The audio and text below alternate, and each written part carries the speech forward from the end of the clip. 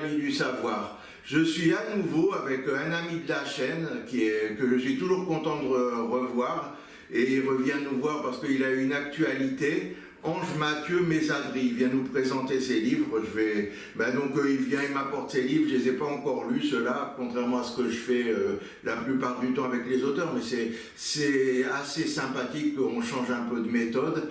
Et donc c'est lui qui va plus parler, nous présenter son actualité, les livres qu'il vient de sortir, qu'il a sorti il n'y a pas longtemps. Bon, merci beaucoup Michael de m'accueillir de nouveau. Avec plaisir. Et effectivement, j'ai sorti deux livres qui sont un peu différents. Un est un roman, l'autre est un pamphlet, mais les deux se marient relativement bien parce que les idées passent de l'un à l'autre. Le premier, c'est le roman. C'est l'actualité toute récente, c'est ce livre qui s'appelle La nuit du couple. Je l'ai écrit avec une journaliste algérienne. Ouais, c'est original comme livre. Oui, et puis ça sort complètement de l'ordinaire parce que j'avais envie, depuis très longtemps, d'écrire un roman érotique. Alors c'est un vrai roman, hein, ce n'est pas qu'une série de scènes scabreuses, c'est un vrai roman. Mais les romans érotiques, pour l'expérience que j'en ai, sont toujours un peu décevants. Pourquoi ? Parce que quand ce sont des romans érotiques écrits par des hommes et s'ils sont hétérosexuels, en général l'intrigue est plus que limitée. Et là vous avez fait une intrigue vraiment intéressante. Alors, oui, avec une femme, c'est-à-dire que là il y a le ressenti masculin et le ressenti féminin emmêlés, si j'ose dire, et le terme est tout à fait exact. La nuit du couple. Avec, alors la femme s'appelle Iman Amou. Oui, exactement.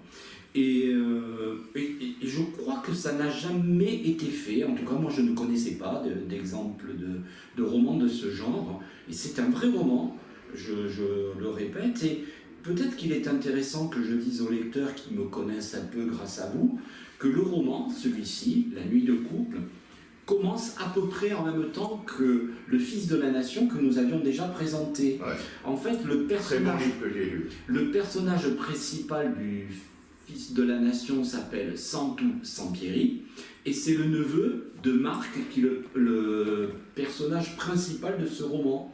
Donc, parce que j'aime beaucoup que les personnages passent d'un roman à l'autre. Moi aussi j'adore, et beaucoup d'auteurs font ça actuellement, je trouve. Et d'ailleurs, pour tout dire, Marc Sampieri est le personnage principal de mon tout premier roman, qui s'appelle Marche forcée. Marc Sampieri, on le retrouve dans Lettre à la femme de l'autre, et bien sûr, on le retrouve en personnage secondaire dans Le Fils de la Nation, et on le retrouve en personnage principal dans La nuit du couple.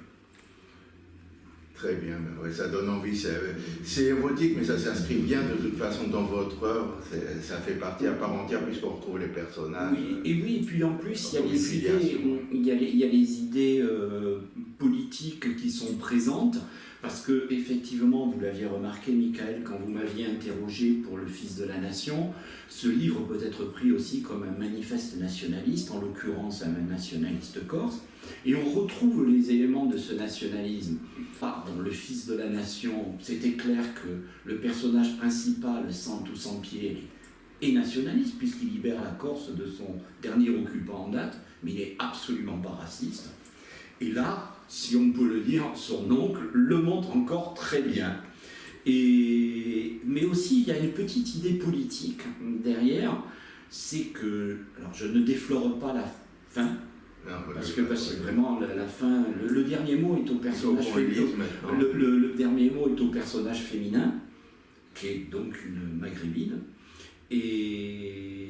Mais il y a un tel modèle, qui est le modèle corse, en tout cas le modèle corse traditionnel, c'est que moi je le défends.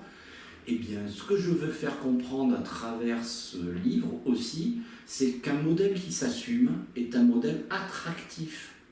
Et que peut-être les gens qui nous parlent tous les jours que fait Dieu, des difficultés d'intégration dans un pays comme la France, de populations qui viennent d'ailleurs, c'est peut-être aussi parce que trop de gens en France ne défendent plus le modèle qui est le leur. Et comment voulez-vous que des gens extérieurs adoptent un modèle que les autochtones qui sont censés le défendre dénigrent? Oui, tout à fait. C'est ce que je vois aussi, ça doit être ça en France. C'est complètement ridicule, et de mon point de vue, l'attitude de ces gens-là. Et en fait, mes romans s'inscrivent complètement en faux par rapport à cela. Tout à fait, c'est ce que j'ai vu. Et quant à ce livre... On reste dans la politique avec ce livre. Ah ben oui, on n'est plus dans les romans. Mais on pourra revenir dans le roman, si. Mais, et en fait, ce livre ça m'a été demandé par une maison d'édition corse qui s'appelle Anima Borsa, qui ça veut dire l'âme corse. Et l'idée, c'était un petit pamphlet. Alors là, nos amis lecteurs et puis nos amis spectateurs qui suivent la chaîne voient bien le titre « Pourquoi je ne suis pas républicain ?» Ben, effectivement, je voulais traiter ce sujet parce que, clairement, la République, moi je m'en fiche complètement, ça ne m'intéresse pas. Pourquoi? Parce que la République n'est qu'un habit. L'important, ce n'est pas l'habit, c'est la personne qui porte de l'habit. Et la question est importante pour moi, c'est la nation. Ça, la nation, c'est important. Et si, par exemple, je ne le disais pas à l'instant même, ça serait contradictoire par rapport à tout ce que je viens de dire par rapport au roman. La nation m'importe, que ce soit la nation corse, bien sûr, évidemment, mais aussi la nation française, ça c'est important. Ouais, l'histoire de France, la France a une histoire bien avant la République. Et donc, la République, je m'en fous. Par contre, ce qui est important, c'est la démocratie. Et aujourd'hui, si je peux me permettre une petite incise politique, on nous parle tous les jours que fait Dieu, la République, la République, la République. Quant à la démocratie, elle, je me demande où elle est. Parce que quand on voit le spectacle lamentable que donne le valeureux président de la République actuelle avec son très croquignolesque gouvernement, on se demande où on est.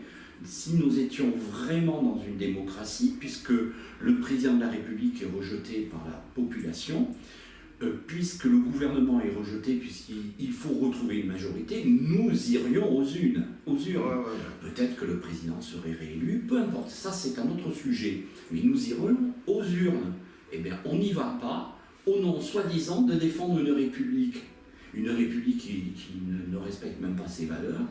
En plus, le mot République, moi je ne sais même plus ce que ça veut dire, parce que la République, selon M. Mélenchon, ce n'est pas la République selon M. Macron, ce n'est pas la République selon M. Retailleau, ce n'est pas la République selon Mme Le Pen. Donc un mot qui est comme ça, qui veut dire tout et son contraire, c'est un mot qui n'a aucun intérêt. Par contre, la nation, oui. Par exemple, quand j'entends tous les hommes ou les femmes politiques, d'ailleurs, le personnel politique, qui ne peut pas s'empêcher de terminer ses harangues en disant « Vive la République, vive la France », non, vive la France. Ça, oui, la République, c'est une autre histoire. Par contre, vive la démocratie, ça m'intéresse. Le gouvernement du peuple, par le peuple, pour le peuple, ça, oui. Mais le reste, non. Ouais, ben voilà, j'entends certains macronistes, ça me fait bondir, ils disent nous on a été élus, il y a des élections, on fait ce qu'on veut, on prend les décisions, voilà, alors que c'est pas ça, même si tu as été élu pour 5 ans, tu gouvernes pour le peuple, ils croient tous, mais maintenant dans l'Union européenne, pour beaucoup, que voilà, ils sont élus pour tant d'années, donc puisque le peuple a voté pour eux, ça leur laisse même le droit de trahir leurs promesses, de faire ce qu'ils veulent, et non, ils gouvernent par le peuple, pour le peuple, donc s'ils trahissent leurs promesses, ou ils font des nouvelles mesures, des nouvelles lois que le peuple n'a pas voulu, normalement, je trouve pas ça normal. C'est pas un blanc-seing, on élit quelqu'un, et puis à un moment, et puis après le peuple, il peut en avoir marre, il peut avoir envie de les jeter. C'est le peuple, normalement, le souverain. Exactement, par exemple. Merci à tous pour votre suivi. J'espère que la vidéo vous plaira, quoi qu'il y ait. Puis vous avez entendu un petit peu, c'est venu spontanément, mais au moins, remarque, c'est une vidéo politiquement incorrecte, comme vous ne voyez pas sur les autres chaînes, puis je suis assez content de l'avoir fait. On verra ce que j'en fais. Merci à tous et en tout cas, à bientôt pour une prochaine vidéo. Ciao, ciao. Ciao.